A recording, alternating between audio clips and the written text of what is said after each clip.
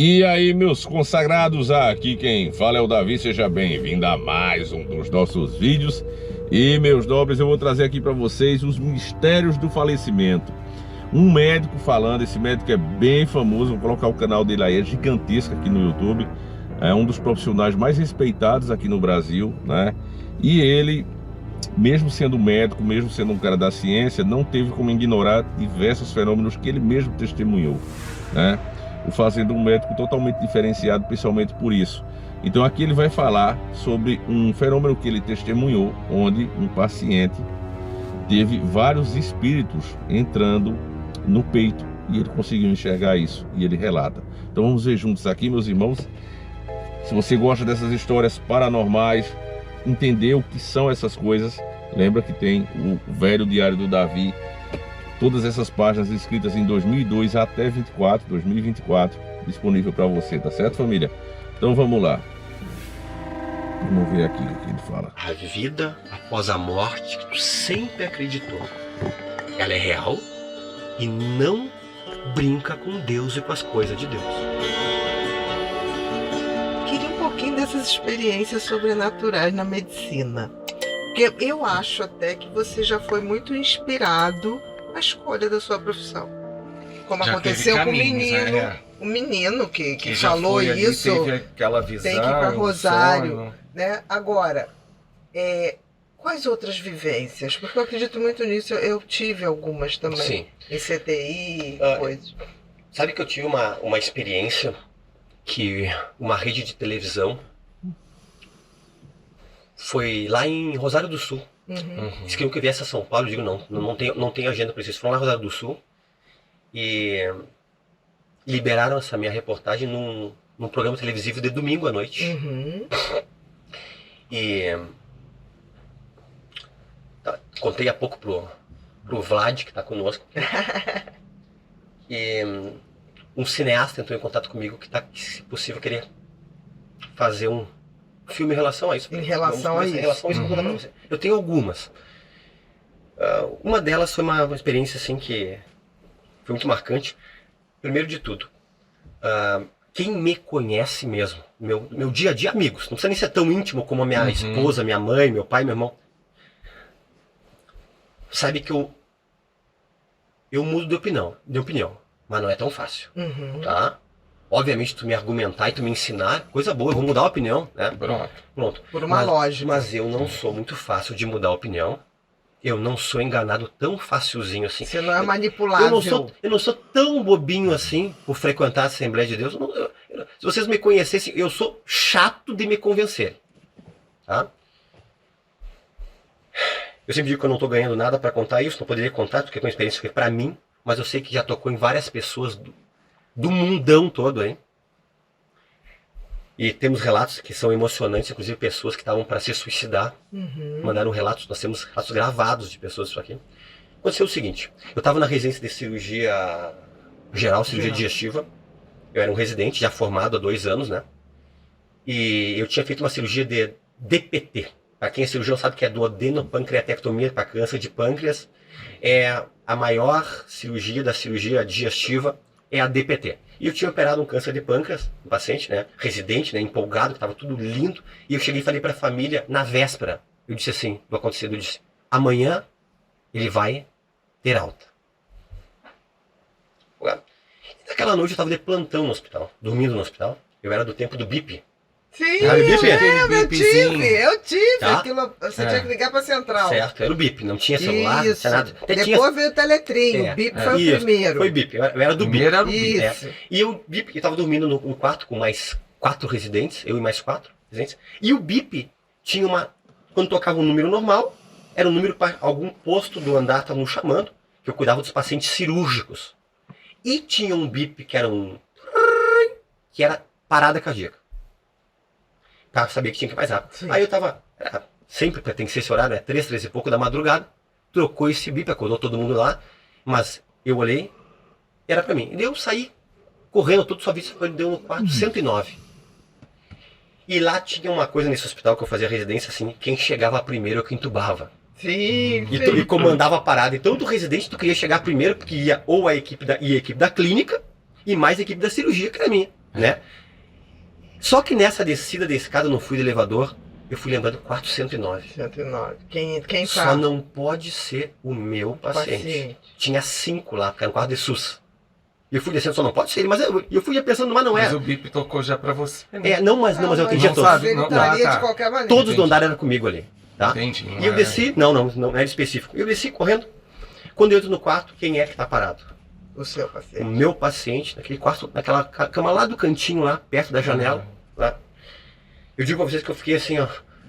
Foi um aprendizado que eu tive para cuidar de cirurgias delicadas, para não prometer coisas, tá? Exatamente. Um aprendizado de um jovem cirurgião. E foi ele, e eu fui o primeiro a chegar, junto com as enfermeiras do andar ali. Intubei, e começou a parada. Vamos lá, pessoal. Adrenalina, atropina, chegou a equipe da clínica e aquele quarto cheio de gente lá. E geralmente a convenção é 30 minutos de reanimação, né? Sim, 30 minutos, né? é o limite. Ele não reanimou. 30 minutos, nem momento, todo o tempo ficou em assistolia ali, o tempo, né? Não voltou em nenhum Não voltou em nenhum momento. momento, nada. Nem pra dizer, voltou. Não. Não voltou nunca. E só que eu fiz um pedido pro pessoal. Pessoal, vamos mais 15 minutos. E lá todo mundo me chamava de Lemos, né? Lemos, Já 4 deu. da manhã, deu. Falei, cara, vocês querem sair, sai, mas eu vou continuar aqui. Mas o pessoal acabou ficando. E vamos mais 15 minutos. Bateu 15 minutos, a enfermeira marcando e disse, doutor, 45 minutos, deu, acabou. Então tá bem, acabou, pessoal. Quando aconteceu os 45 minutos, aquele homem que estava ali começou a se retorcer.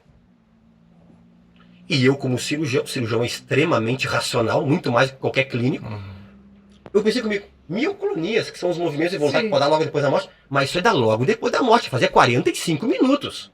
Até existem esses movimentos involuntários, a pessoa que está assistindo aqui assim. depois Não, é minutinhos, 2, 3, 4, 5 minutinhos. Cabuloso, dá pra ver. Relato de 5 minutos. Você tá doido. Em apenas 9 passos. A gente você vê que pode deu se até tornar um propaganda dentista aqui, da porque América. você tá vai doido, vai dar mano. o seu Não diploma é- de odontologia no- Não, assim? depois Não, é minutinhos, 2, 3, 4, 5 minutinhos. Teve relato de 5 minutos.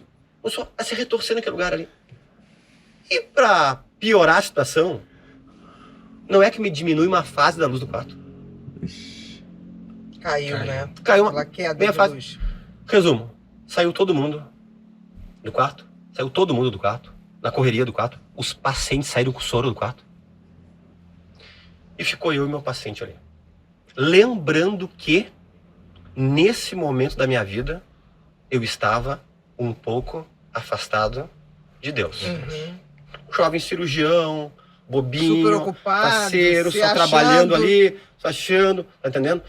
Fui criado numa coisa, e naqueles momentos, nunca saí da igreja, mas naqueles momentos eu sabia, dentro de mim, que era o momento que eu estava mais afastado de Deus. Eu tinha consciência disso aí. E eu fiquei, e aquele homem continuava fazendo assim, só que ele estava com uma cara de extremo pavor. Uma cara que eu não consigo descrever para vocês. Uma cara desse tipo assim, ó, Assustadíssimo. eu tô indo para um lugar onde eu não quero ir. E aí, nesse momento, entrou pela janela do quarto vários vultos, como se fossem pessoas escuras, assim, tipo uma roupa, uma veste preta. E adentrou no peito do homem. E quando ele entrou, ele fez mais uma cara de dor, uma coisa assim, tipo assim, estágio, assim, uma cara dizendo, claramente me dizendo pra mim, ó, não é legal pra onde eu vou, não é legal. Aí aquilo lá entrou, e saíram de volta por ali, aí o homem fez. Naquele momento, veio uma coisa no meu pensamento, dizendo assim comigo, bem claramente, a vida após a morte, que tu sempre acreditou, ela é real, e não brinca com Deus e com as coisas de Deus. Aquilo foi um marco, né? Entendi. Do tipo, ele, pra onde ele estava indo não era realmente legal. Não. E você não pôde fazer nada. Absolutamente nada, tá entendendo? E... Pelo contrário, você tentou retardar o tempo todo aquela situação. E ninguém me contou isso. Eu vivi. Eu entendi. As pessoas estavam ali fora, que estavam ali, muitos saíram correndo depois. O que foi, o que aconteceu lá? Pessoas presenciaram a queda da luz, presenciaram o homem fazendo aquilo lá. Foi um pavor, caiu a luz, todo mundo saiu correndo. Cena de filme de terror. Pode colocar lá. Você não teve medo, Fernando, nesse momento? Eu tive um pouco de medo. Mas ao mesmo tempo aquilo te fascinava um ponto de não sair. Na verdade, assim, eu sempre sabia em que eu acreditava. Eu sabia que o homem nasceu para ser eterno, indiscutivelmente. Eu digo assim, eu não sei como é que tem alguém que não acredita na vida após a morte. Pessoa que lida muito com a morte, tu vê quando a pessoa morre ali, acabou. É só isso. Cadê a alma e o espírito da pessoa? Exatamente.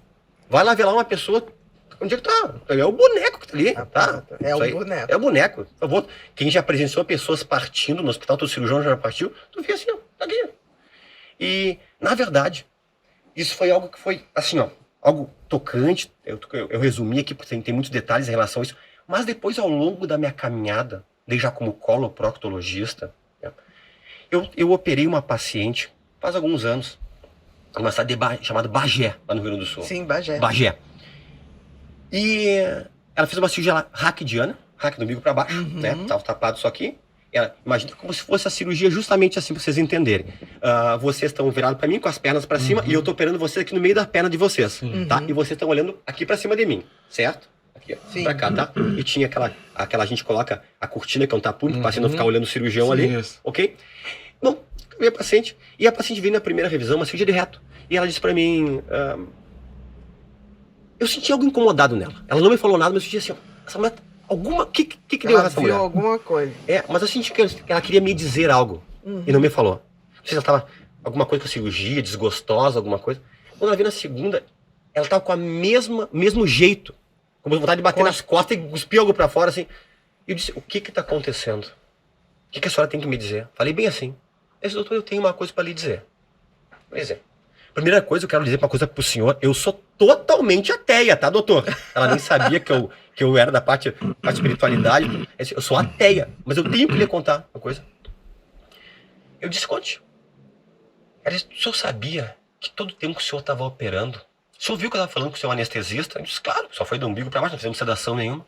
O senhor sabia que em cima do seu lado direito, todo o tempo tinha um ser com a fisionomia de Jesus Cristo, parado, com a mão assim, olhando tudo. Lhe olhando. E ela se surpreendeu quando digo assim, falei pra ela, mas esse é o meu amigo, que eu convido para estar sempre comigo. Só que a senhora teve o privilégio de ver o que eu não vi. Mas eu sei que ele está. E na verdade, isso aqui é um testemunho não para mim, porque eu tenho certeza, bem-aventurado quem não viu e creu. É para a senhora entender que é tudo real. Doutor, o senhor viu que eu falei com a anestesista 2 vezes? Eu disse, vi, porque eu tinha certeza que eu estava sedada. E eu fechei os olhos e estava lá. E todo tempo, esse ser estava parado, lhe olhando com a cabeça para baixo. Sim, isso eu convido sempre ele. Outro caso, que teve marcante, que até envolveu uma secretária lá do consultório lá. Eu sempre peço uma coisa que eu aprendi, eu sempre peço assim nas minhas orações, digo, Deus, coloca os teus anjos ao redor da minha clínica. Coloca anjos na frente da clínica, protegendo a clínica. E as pessoas que vão entrar lá mal intencionadas ou com dor, que entrem já aliviadas na minha clínica. É a minha oração. E aí chegou uma senhora, passou pela frente da clínica, lemos lá. Foi até uma esquina, que tem uma veterinária, retornou. E entrou. E falou com uma secretária minha. Por acaso ela já não trabalha mais comigo. Disse pra ela, tu pode me achar louca, mas tu só disputou, Fernando, que tem um anjo bem grande nesse cantinho onde ele entra aqui, ó. E ele tá segurando como se fosse uma espada, assim, como se estivesse protegendo a clínica. E a secretária entrou lá e me falou, doutor, eu tenho que te passar uma coisa aqui. Vem aqui, doutor. Tem uma moça ali que veio dizer, ela pediu que ele dissesse, que inclusive eu conheço a senhora, que tem. Disse, mas eu peço. Tá tudo certo. Sabe qual é o problema que eu penso, Bia? Teria outros pra contar pra você, mas assim, ó. A nossa mente é tão limitada que a gente gosta de tomar decisões, de dizer não existe, é bobagem, de coisas que a gente desconhece. E o que a gente desconhece é infinitamente maior do que a gente conhece. Infinitamente. Aí tem que ter humildade. Porque assim, a maioria dos nossos colegas não tem humildade. Qual é o defeito do cirurgião, e eu estou me incluindo que eu sou cirurgião, é sempre querer achar uma explicação racional para coisas que às vezes não tem explicação racional. Tem que ter humildade de saber que tem coisas que a gente não vai explicar. Né? E esse mundo espiritual é uma coisa que causa medo, causa estranheza de todo mundo. É fácil dizer assim, ó, bobagem. ilusão. Coisa de lunático. Aí seria bem fácil falar. Só que eu digo pra vocês, não é. Eu tive inúmeros relatos, eu digo assim, ó, coisas palpáveis, coisas extremamente palpáveis que já aconteceram realmente comigo, que, exemplo, eu uma vez no mês, eu palestro na minha igreja, na minha cidade. É uma coisa que eu tenho com Deus, tem milhões de compromissos, mas esse compromisso eu tenho, né? Deus disse assim, ó, mantém-te firme aqui. Eu te levantei, eu te exaltei, fiz o mundo te conhecer, mas tu continua firme sabendo quem é que te sustentou, quem é que te levantou. Tua humildade, tá? Mantém teu pezinho. Mantém isso aí. Exatamente. Tá? E nós estávamos indo, eu e a Francine, para a Punta del Este, veranear. O pessoal da fronteira gosta muito de veranear lá em Punta. E fica a 600 quilômetros da minha cidade. E o meu filho, tem um filhinho de 10 anos, o Francisco. Ele tinha 3 anos. E nós estávamos já a 300, 400 quilômetros para dentro do Uruguai. E na véspera ele começou com uma amidalite violenta, cheia de placa, 3 anos, né? E gritaria para comer, e choratel, e eu e a Francine, nossas férias, já temos tão pouquinho tempo de férias, o cirurgião. E remédio, começou com antibiótico, foi tudo aí. E aí nós estávamos lá no Uruguai, o meu sogro e a minha sogra de Bento Gonçalves estavam juntos, só que estavam na caminhonete de trás. E tava um desespero do carro, tava um verdadeiro caos dentro do nosso carro lá. Eu dirigindo, a Francine com o Francisco atrás, ele gritando, não comendo, porque tava doendo pra comer. Eu disse pra Francine, só um pouquinho. Nós temos intimidade com Deus. Nós somos servos de Deus. A Francine era ateia, só pra vocês, não tem muito pra contar hoje, a Francine era ateia. A Francine hoje, além de toda a profissão dela, ela lida com cura interior de mulheres feridas. Tá? Ela era ateia, completamente ateia quando ela me conheceu. Nós nos conhecemos lá no Hospital Conceição de Porto Alegre. Tá? Ela era estudante, fez estágio comigo. Assim, nós nos conhecemos. E eu disse pra ela, só um pouquinho. Vamos orar. Aqui. E nós oramos. Resumo da obra. O Francisco parou de chorar como se fosse um passe de mágica. E uma coisa até vergonha de contar, porque é de um proctologista aqui. A Francine deu salgadinho pra ele, salgado. Ele engoliu sem dor. Sem dor nenhuma. E mamou. E melhorou. Contra fatos, não tem argumentos. E aconteceu comigo. Talvez se eu fosse outra pessoa, alguém tá inventando. Aconteceu comigo. Então eu tenho coisas extremamente palpáveis e reais pra contar. Pra contar em relação a isso. Pra quem já... Eu só lamento, isso aqui agora é pessoal meu, tá? O famoso ator de Hollywood do nosso tempo, hoje em dia muitos não conhecem, Jim Carrey, né? Jim Carrey se converteu agora perto dos 60 anos, né? E ele disse uma coisa que, eu disse, por que eu não falei isso? Ele pegou e disse assim, eu queria que todas as pessoas até os 30 anos se tornassem milionárias, para saber que essa não é a resposta. Isso mesmo. Em outras palavras, tem algo muito mais, tem algo que nos preenche muito mais, porque nós não conseguimos preencher o nosso espírito com dinheiro, com sexo e com festa. A gente não preenche. É o vazio no tamanho de Deus. Não teria multimilionários e bilionários se matando e se suicidando. Nós não teríamos. Né? Nosso espírito só se preenche com uma coisa. Por isso que Dostoiévski disse, né? Todo homem tem um vazio do tamanho de Deus. Eu gosto muito dessa frase. Então tem vazios que só Deus pode quebra-cabeça com uma peça bem específica que tu não consegue colocar outra no lugar. Quebra-cabeça aquilo ali. Tem vazios que só Deus preenche. Aí se alguém vai ver ou não. Meus irmãos, o que eu acho mais interessante de tudo é você ver um monte de gente né, que nem chegou lá ainda, né? E quando alguém mais humilde fala sobre espiritualidade, diz logo que você é um louco, é um ignorante. E essa mesma pessoa ignora o fato, né? Das maiores potências, aqueles que realmente têm o poder na mão, ser extremamente religiosos. Né? Teve que Alex Jones flagrar os caras correndo nu, né? Pessoas ali que detêm o poder de ogivas nucleares, pessoas poderosas, né, das principais forças do mundo, correndo ali nu, numa floresta, né? E eles são idiotas também, eles não têm conhecimento. Um médico como esse não tem conhecimento. É o contrário, você vê justamente essas pessoas com uma certeza muito grande né? Porque muitas vezes elas têm um contato muito próximo com a espiritualidade. Para casar com o que ele falou aí, família, eu vou trazer inclusive de outra cultura. Isso aqui é os deuses sumérios, ó. Não tem nada a ver com o cristianismo, mas olha como são essas entidades, família. Olha isso, ó. Está exatamente assim no nosso livro, lá na Hotmart, tá certo? Não foi mudado nada, a gente escaneou certinho aqui. Olha, tudo dos deuses baixos sumérios, certo? Olha aqui, ó. Você viu que ele falou que o filho dele ficou bom depois que ele orou? Por exemplo, esse demônio aqui, Alamatsu, e ele traz doenças. Você pergunta, mas para que as pessoas invocam uma coisa como essa? Bom, eles invocam porque querem destruir os seus inimigos, seus desafetos, né? Então, imagine que você, né, aqui nesse mundo físico, quer fazer mal a uma pessoa, né? Você vai bater nela, você vai ferir ela, você vai tentar prejudicar os negócios dela. Mas, se você segue uma entidade dessa, você direciona ela direto, né? Por exemplo, essa daqui, ó, Labazu, olha ele, ó. Ele causa isso aqui que você tá vendo, ó. A mulher estiver grávida, ela vai acabar tendo sabe aquele negócio que interrompe a vida? Tá vendo?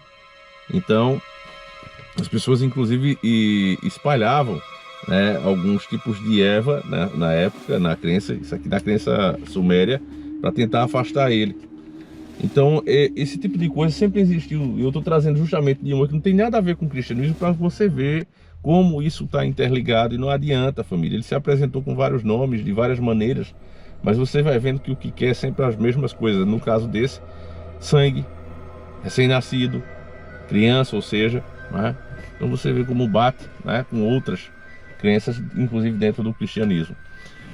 É isso, né? Se você tem curiosidade sobre esses assuntos, meus irmãos, tá aqui o velho diário do Davi, explicando coisas que a gente nem pode falar aqui. Você vai ter um conhecimento muito grande, família. Uma coisa dessa aqui não se escreve do dia para a noite. São experiências pessoais de uma vida, né? Entre 2002 a 2024, veja quantos anos foram. Então, tá disponível para você lá, tá certo, meus irmãos? Aproveitem 10 vezes sem juro, não vai ficar por muito tempo. E é uma oportunidade que você tem de entender melhor como funciona tudo isso. Fiquem com Deus, meus irmãos, um abraço e a gente segue juntos. Fui!